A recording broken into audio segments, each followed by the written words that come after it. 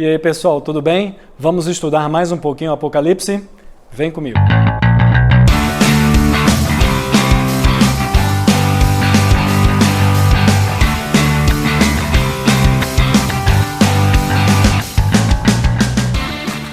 No estudo de hoje, nós vamos avaliar um pouquinho sobre Apocalipse 1:10, que é famoso por causa da expressão Dia do Senhor. Esse Dia do Senhor aí, ele é muito polêmico, porque algumas pessoas que acreditam no domingo entendem que o Dia do Senhor é o domingo, e as pessoas que acreditam que o sábado é o Dia do Senhor, eles então defendem que o Dia do Senhor é o sábado. Então, nós vamos analisar brevemente, não quero entrar em muita discussão polêmica ou acadêmica, mas nós vamos ver um pouquinho sobre esse verso. Vamos primeiro dar uma lida no verso para a gente começar a pegar o clima, pegar o contexto, para a gente poder estudar melhor isso daí. Achei-me em espírito no dia do Senhor e ouvi por trás de mim grande voz como de trombeta.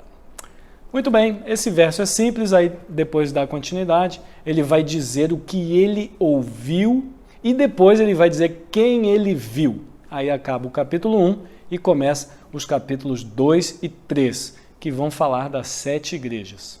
Muito bem, primeira consideração que a gente tem que entender. Um belo dia, João estava na ilha de Patmos quando, no dia do Senhor, ele recebe uma visão. Bom, primeiro ponto que a gente tem que entender. João não escolheu receber a visão. João não escolheu receber a visão em um dia específico da semana. João não escolheu nada. Ele não escolheu receber visão e ele não escolheu o dia da semana. João não tem nada a ver com o controle do tempo. O ser humano não tem poder nenhum sobre tempo ou receber de Deus alguma mensagem. João não tem controle de nada. Essa é a primeira coisa.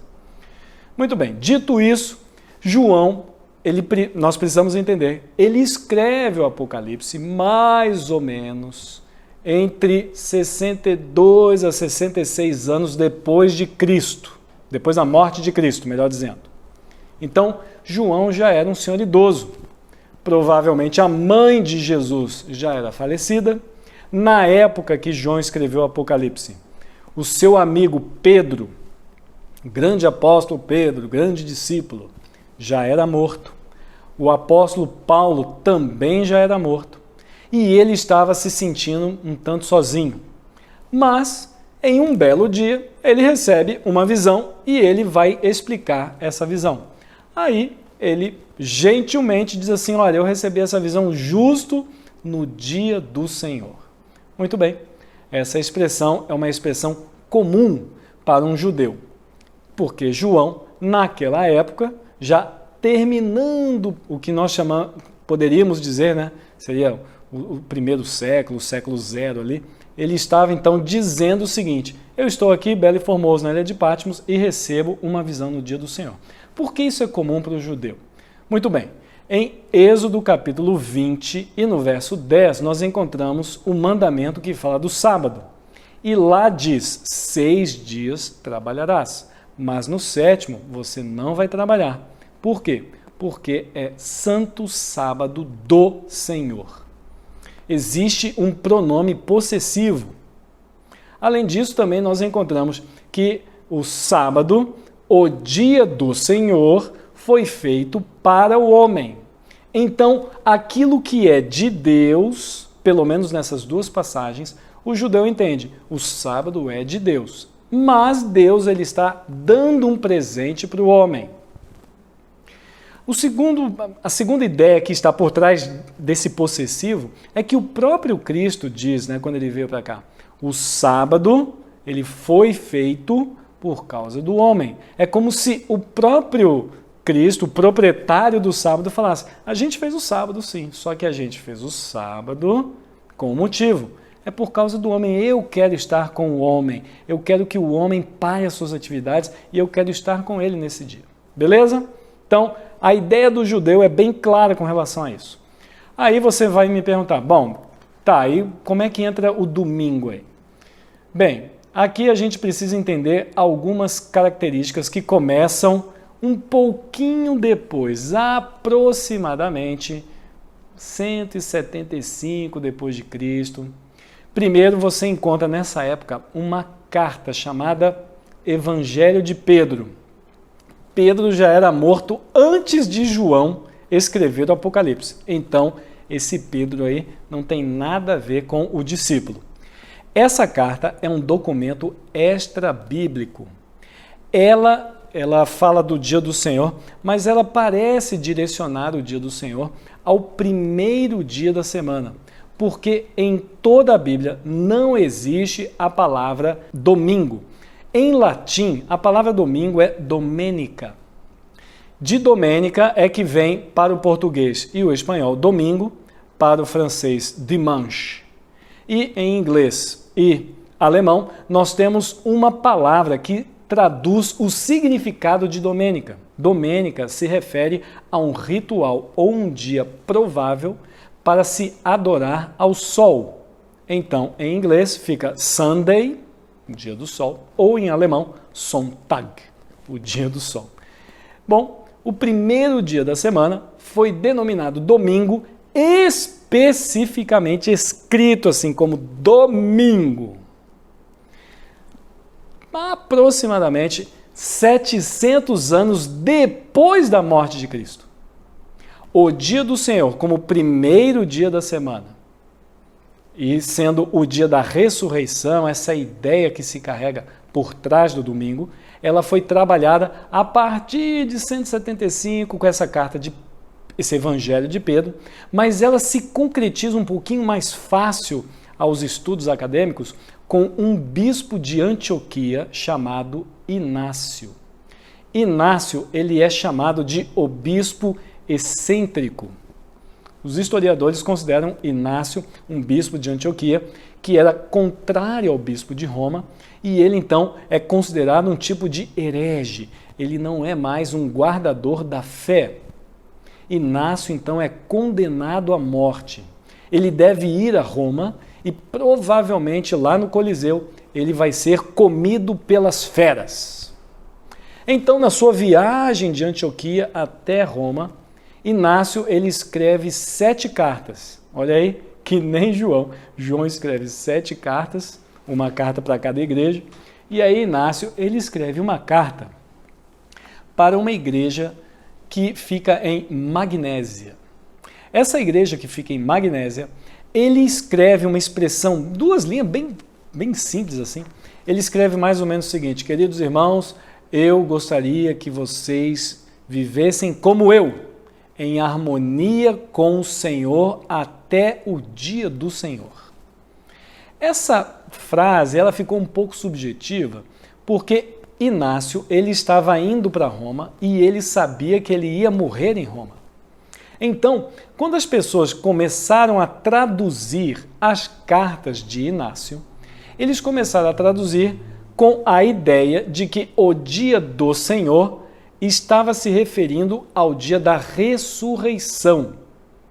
A ideia não é necessariamente a adoração. Então, nas cartas de Inácio, a ideia não é bem a adoração ao sol. Nas cartas de Inácio, a ideia é a ressurreição. Aí você fala assim, tá, e por que a ideia é ressurreição? Porque um tradutor grego, 100 anos depois da morte de Inácio, ele traduz que o dia do Senhor seria a ideia seguinte: irmãos, eu quero que vocês vivam como eu, em harmonia com a vida do Senhor. Ao invés de ele traduzir, eu quero que vocês vivam como eu, em harmonia ao dia do Senhor, ele escreveu, eu quero que vocês vivam como eu, em harmonia com a vida do Senhor. Porque a ideia que Inácio estava tentando passar é, eu quero morrer como Cristo, viveu e morreu. Só que Cristo ele tem uma vantagem, né? Ele morreu e ressuscitou. Ou seja, a ressurreição de Cristo é que é a cereja da missão de Cristo. Até o apóstolo Paulo diz, né? Se a gente prega que acredita em Cristo, mas não dá crédito à ressurreição de Cristo, logo é vã a nossa fé. Então Inácio ele está querendo dizer o seguinte: eu quero viver como Cristo viveu, morrer como Cristo morreu e ganhar a minha medalha, o meu galardão como o dia do Senhor. Ou seja, Jesus, o galardão, né, a cereja do bolo, o prêmio, a medalha da missão de Cristo é a ressurreição. Com isso em mente, as pessoas começaram a entender que a ressurreição de Cristo é a medalha, o galardão, o verdadeiro dia que deve ser dito como, olha, Jesus ele cumpriu sua missão e está aqui. Bom, é verdade que Jesus ressuscitou no terceiro dia, mas a gente começa a se bater com algumas frases, até o próprio Cristo, né? O próprio Cristo sabia que ele ia ressurgir no terceiro dia. Ele mesmo fala lá de Jonas, ele mesmo utiliza as profecias messiânicas, e ele diz, ó, eu vou, mas no terceiro dia eu vou surgir. E aqui nós entendemos uma coisa curiosa. Cristo, ele trabalha com o terceiro dia como se eu falasse para você, pessoal, daqui 3 dias eu vou à padaria, vou comprar um pãozinho, a gente vai fazer um lanche ali e tal. Ele fala como se fosse a coisa mais fácil do mundo. É claro que para Cristo isso é a coisa mais fácil do mundo. O próprio Apocalipse diz, né, no verso 8, eu sou o alfa e o ômega, o princípio e o fim. Deus, ele tem o tempo todinho nas mãos dele. Nós não temos. Então, por exemplo, você está assistindo hoje essa reflexão. Você está fazendo aniversário hoje? Se você está fazendo aniversário hoje, então você tem que fazer a seguinte conta.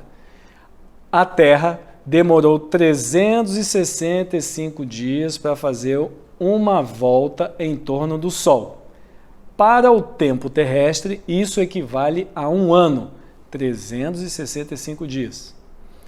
Para Jesus, ele falou assim, eu vou morrer e não vou demorar 3 anos, não vou demorar 30 anos, não vou demorar 300 anos. Eu vou demorar só 3 dias, 3 diazinhos. Qual foi o dia que Jesus descansou na sua morte? O sábado. Ele morreu numa sexta antes do pôr do sol. Enterram Cristo antes do pôr do sol. Quando entrou o pôr do sol de sexta-feira, já, entre aspas, começando o sábado, que é assim que se conta, biblicamente, a entrada do sábado já é no pôr do sol de sexta, Cristo já estava o quê? Descansando. Descanso dia de sábado. Acabou o dia de sábado, deu o pôr do sol do dia de sábado, biblicamente falando, já é o quê? Já é domingo. Se Jesus ressuscitou às 9 da noite de sábado, biblicamente falando, já é domingo, ou terceiro dia. É assim que se conta na ideia bíblica a cabeça do judeu. É assim que se comemora. Talvez você fale assim, ah, pastor, isso é judaísmo. Bom, então vamos lá. Quando você comemora o Natal, você comemora o Natal comendo a ceia no dia 25 ou no dia 24? É no dia 24. Por quê? Porque a noite do dia 24 antecede o dia 25 e a gente considera que a partir daquele momento nós estamos começando a viver as primeiras horas do dia 25.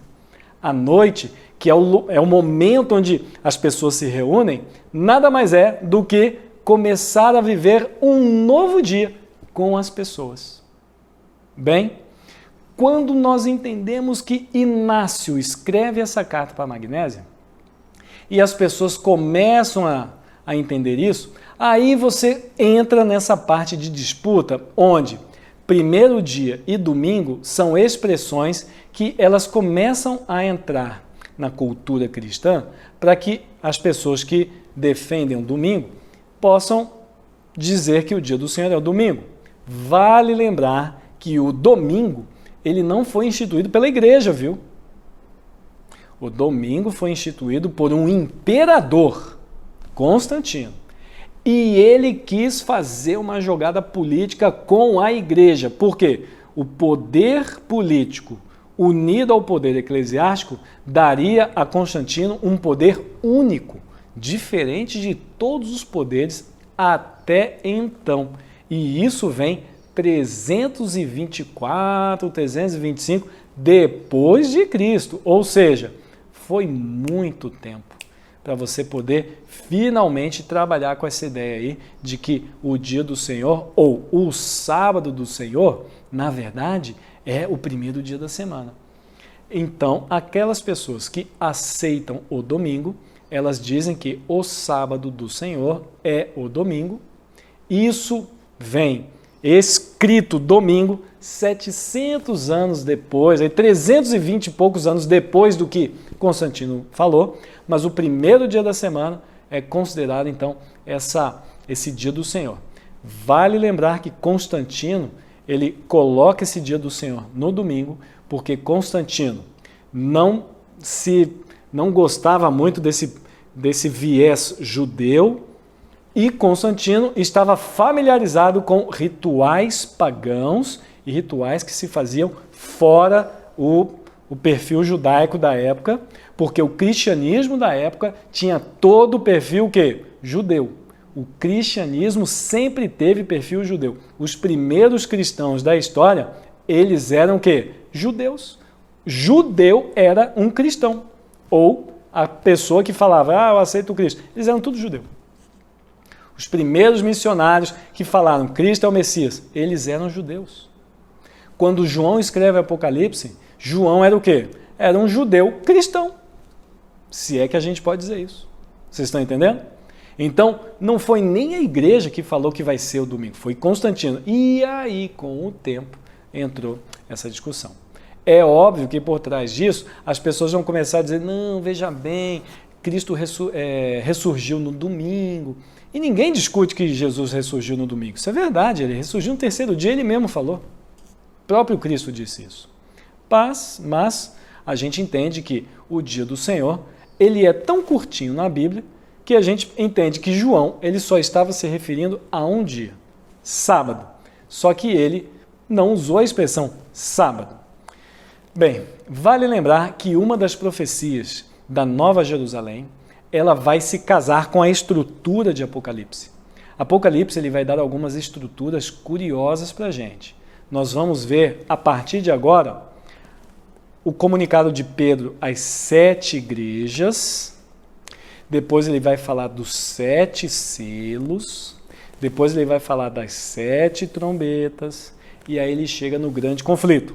Aqui estamos no meio do Apocalipse. Daqui em diante nós vamos voltar para outras estruturas do Apocalipse e a estrutura final é a Nova Jerusalém. O prólogo que João introduz, o Apocalipse, olha, eu recebi a revelação, foi assim, eu estava na ilha de Patmos. Agora, a conclusão, ele vai dizer, agora eu estou na Nova Jerusalém com todas as testemunhas de Jesus. João estava sozinho, sem nenhuma testemunha, muitas já estavam mortas, seus colegas já estavam mortos, agora ele está na Nova Jerusalém, sendo testemunha com todos eles ressurretos pelo poder de Deus.